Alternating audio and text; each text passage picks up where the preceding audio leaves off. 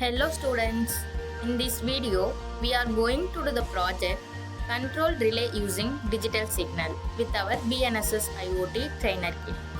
For that we need LED, jumper wires, relay and Arduino Uno from our kit.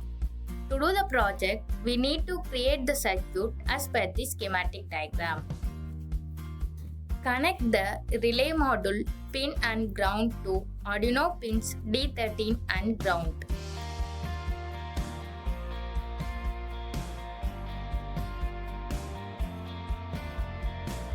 Connect the Arduino 3.3 volts to relay pin NC.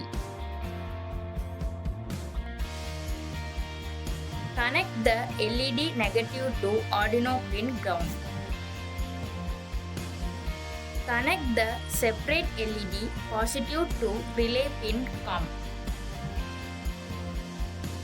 After connecting the circuit, upload the project to the Arduino Uno using the Arduino IDE as shown in our Arduino IDE tutorial video. After completing the code uploading process, we just have to check the output of the project to see when the signal gets from Arduino Uno, the relay switch gets on and the normal LED gets off and vice versa. So where have we used this project in our real world? Traffic signal lights.